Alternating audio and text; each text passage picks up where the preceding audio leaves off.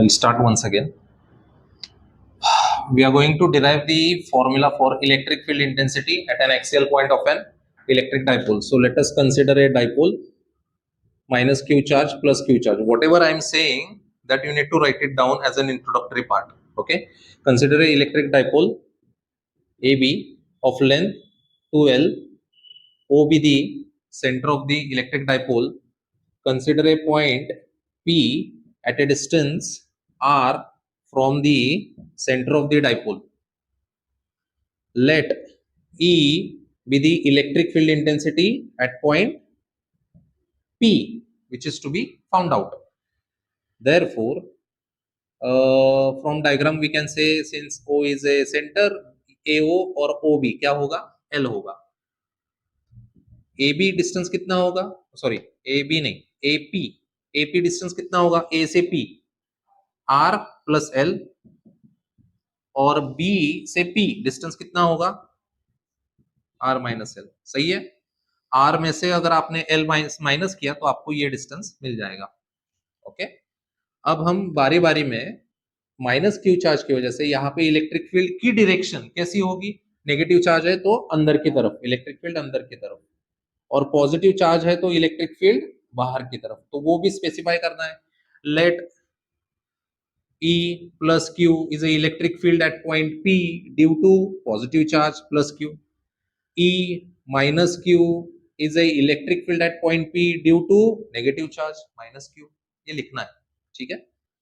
इसके बाद बस डायग्राम में आपको समझना है, वो लिखना नहीं है, कि E प्लस क्यू का अगर मैंने वेक्टर जो ड्रॉ किया यहाँ पे वो बड़ा है और E माइनस क्यू का वेक्टर छोटा है. क्यों? क्योंकि E plus plus positive charge point P से नजदीक है, नेगेटिव चार्ज पॉइंट P से दूर है, तो इसका मतलब इलेक्ट्रिक फील्ड कम होनी है. अब हम क्या करेंगे, बारी बारी में इसकी वजह से यहाँ पे इलेक्ट्रिक फील्ड, इसकी वजह से यहाँ पे इलेक्ट्रिक फील्ड निकालेंगे. That is electric field due to a point charge. So electric field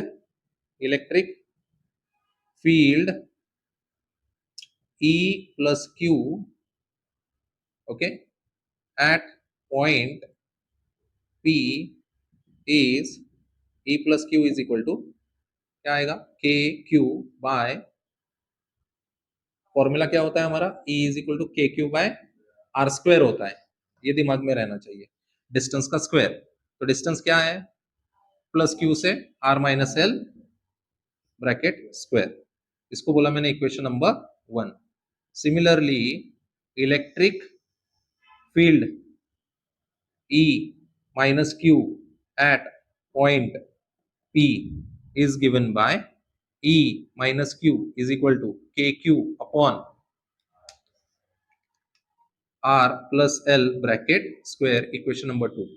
अगर आप फॉर्मूला देखोगे, मैंने हर बार बोला है कि इलेक्ट्रिक फील्ड जब हम लेते हैं, इलेक्ट्रिक फील्ड जब हम लिखते हैं फॉर्मूला, उसमें चार्ज जो है वो हम प्लस क्यू माइनस क्यू नहीं लेंगे. माइनस क्यू लिया मैंने? नहीं. प्लस क्यू लिखा? समझ गया? इलेक्ट्रिक पोटेंशियल का जब आप डेरिवेशन कर रहे होंगे एक्सियल पॉइंट के लिए, उस केस में आप प्लस क्यू और माइनस क्यू लेते हो पोटेंशियल के केस में. और इलेक्ट्रिक फील्ड के केस में प्लस क्यू माइनस क्यू लेना नहीं है, क्योंकि हमने ऑलरेडी डायरेक्शन डायग्राम में रिप्रेजेंट की है. ठीक है, वो किया है हमने. अब हम क्या करेंगे? Resultant electric field. So resultant electric field eight P is E is equal to, सबसे बड़ा कौन है? E प्लस क्यू, और E माइनस क्यू छोटा. तो रिजल्टेंट क्या आएगा? E plus Q minus E plus Q minus E minus Q. So E is equal to, formula डालो ये दोनों का उधर, तो आएगा KQ अपॉन प्लस क्यू के लिए R minus L bracket square minus KQ upon R plus L bracket square. यहाँ से कॉमन क्या निकला? KQ. तो यहाँ पे आएगा 1 upon R minus L bracket square minus of 1 upon R plus L bracket square, which is equal to KQ. Cross multiply करो, R plus L bracket square minus of R minus L bracket square divide by R minus L bracket square और R plus L bracket square is equal to KQ. क्या होगा अभी? R plus L, तो इसका expansion करें, R square plus L square plus 2RL minus of R square directly लिखे minus L square और plus plus होगा 2RL और ये होगा R square minus L square का bracket square, correct. A minus B bracket square, A plus B bracket square, तो A minus B A plus B का होता है A square minus B square और उसका ब्रैकेट का whole square is equal to के Q. अब cancel R square L square 2RL यानी होगा 4RL divide by R square minus L square का ब्रैकेट स्क्वायर। अगर हम देखेंगे Q और इधर है 4L, तो 4 को मैं स्प्लिट कर लूंगा 2, 4 I am splitting as 4 into 2 into K into Q into 2L, okay, all multiply divide by R square minus L square का ब्रैकेट स्क्वायर। ये है resultant electric field intensity at point P पर। एक substitution करेंगे हम यहाँ पे, हमें पता है कि डाइपोल मोमेंट जो होता है वो Q into 2L होता है, करेक्ट। सो Q into 2L को रिप्लेस करेंगे P के साथ, तो E इलेक्ट्रिक फील्ड आ जाएगी 2KP divide by R square minus L square का ब्रैकेट स्क्वायर, ओके। ये हो गया फॉर्मूला। अब हम यहाँ पे कंडीशन अगर डालते हैं, इफ R इज एक R बचता है ना इधर, ये R भूल गया हम इधर, एक R, if R is greater than L, so L square in the denominator can be neglected। तो फॉर्मूला क्या होगा, E is equal to 2KPR divide by, ये नेग्लेक्ट करेंगे तो R स्क्वायर का स्क्वायर यानी R रेस टू 4, तो एक R कैंसिल हो जाएगा और क्यूब बचेगा 2KP अपॉन R क्यूब। ये हो गया electric field intensity eight N axial point. Any doubt? Erase करूं। Similarly, electric field at an equatorial point. Shall I erase? Okay. Axial point नहीं, अभी equatorial point चाहिए। इलेक्ट्रिक फील्ड इंटेंसिटी का जब हम डेरिवेशन करते हैं वो हम हमेशा डायरेक्शन दिखाते हैं at an equatorial point. Equatorial यानी दूसरा नाम है broad side position, broad side position.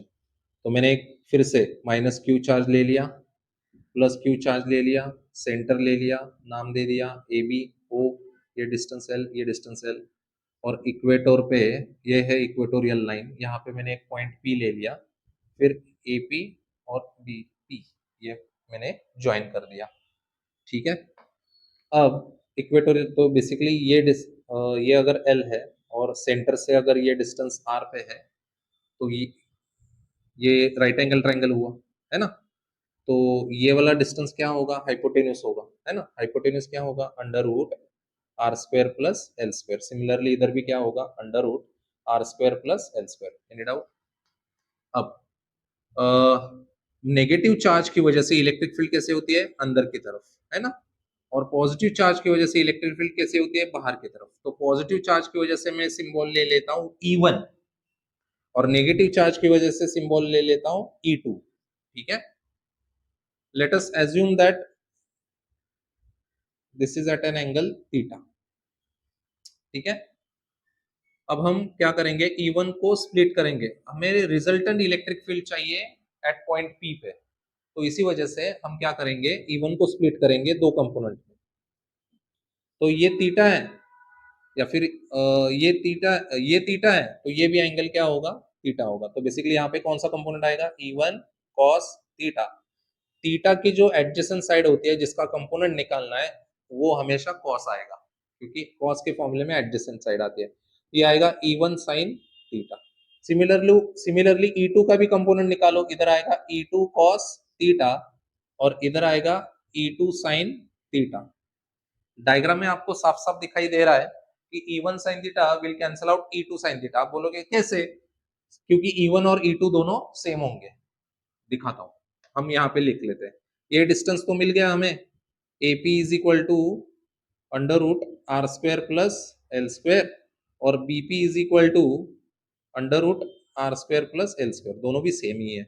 अब electric field due to plus Q charge यानी क्या लिया था सिंबल मैंने, E1। E1 is equal to, यहाँ पे इलेक्ट्रिक फील्ड कितनी होगी, के क्यू बाय डिस्टेंस का स्क्वायर, डिस्टेंस का स्क्वायर यानी R square plus L square आएगा। सही है, सही है। इक्वेशन 1। E2 अगर आप देखोगे तो देखो के क्यू अपॉन, फिर से के क्यू अपॉन डिस्टेंस का स्क्वायर यानी R square plus L square, equation 2। So from 1 and 2 what you can conclude, from 1 and 2 what you can conclude that E1 is equal to E2, correct? So therefore E1 sin theta and E2 sin theta, you can see that they are opposite in direction and they are equal in magnitude as well, so that's why they will cancel out. So E1 sin theta and E2 sin theta cancel out, cancel out each other. So therefore net electric field or resultant electric field, you can say net electric field at point P is E1 cos theta, or E is equal to E1 cos theta plus E2 cos theta. So E is equal to E1 cos, अब देखो E2 को मैंने E1 से replace किया, E2 को मैंने E1 से replace किया, तो आंसर क्या आएगा, 2E1 cos थीटा, और E1 की वैल्यू हमें पता है क्या है, K Q, 2KQ cos theta upon R square plus L square. Any doubt यहाँ पे? इसको बोला मैंने इक्वेशन नंबर 3। अब ट्राइंगल को देखो, right angle triangle APO, in triangle APO में cos थीटा के लिए सब्स्टिट्यूशन करने जा रहा हूँ। cos theta is equal to adjacent upon hypo, adjacent क्या है L, हाइपो क्या है under root of R square plus L square, यानी अंडर रूट को भी हम ऐसे लिख सकते हैं 1/2। इसको बोला equation number 4, using 4 in 3, using 4 in 3। Equation क्या आया, E is equal to K into 2 into K Q cos theta divide by cos theta, ये वैल्यू है ना, कॉस थीटा ऊपर है। ओके, पहले ये वैल्यू लिख लेता हूँ, R square plus L square, ठीक है। फिर कॉस थीटा की सब्स्टिट्यूशन करेंगे, एल अपॉन ये value R square plus L square का 1/2। सही है। अब क्या होगा, इसका पावर 1 है, इसका पावर 1/2, पावर की एडिशन, क्योंकि टर्म सेम है, तो आंसर क्या आएगा 3/2, है ना।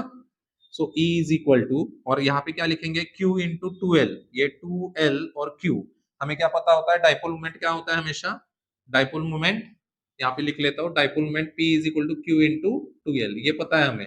सो Q इंटू 2L को रिप्लेस करेंगे P के साथ, so E is equal to KP upon, bracket में आएगा R square plus L square का 3/2। Anything else left? नो ना। ओके, अगेन इफ ये फॉर्मूला मिल गया इक्वेटर पे, फिर से वो कंडीशन लगा देंगे, if R is greater than L, इसका मतलब वो डाइपोल क्या होगा, शॉर्ट डाइपोल होगा। ओके, इसको दूसरा नाम क्या कहते हैं, for a short dipole as well. Okay, short dipole, तो इसका मतलब हम एल स्क्वायर को नेग्लेक्ट कर सकते हैं। So E is equal to KP upon, ये आर स्क्वायर का क्या होगा 3/2, है ना, इसको नेग्लेक्ट किया तो आर स्क्वायर का 3/2, तो आर स्क्वायर का 3/2 कैसे होगा, 3/2 यानी ऐसे होगा, 2 कैंसिल, यानी आंसर क्या आएगा R cube. So E is equal to KP upon R cube. So ये हो गई electric field at an equatorial point. यहाँ पे लिख लेता हूं मैं इक्वेटोर, और ई एक्सियल का फॉर्मूला क्या था हमारा, 2KP अपॉन आर क्यूब, है ना। So I can write that KP upon, अगर हमें कंपैरिजन चाहिए electric field between axial, electric field at axial and electric field at equator, अगर कंपैरिजन चाहिए, रिलेशन चाहिए, तो हम क्या करेंगे, KP बाय आर क्यूब को रिप्लेस करेंगे ई इक्वेटर के साथ, KP बाय आर क्यूब को रिप्लेस करेंगे ई इक्वेटर के साथ, तो ई एक्सियल जो होता है वो ट्वाइस ऑफ ई इक्वेटोरियल होता है, यानी एक्सियल पे जो इलेक्ट्रिक फील्ड आती है वो डबल होती है इक्वेटर के कंपैरिजन में। Any doubt?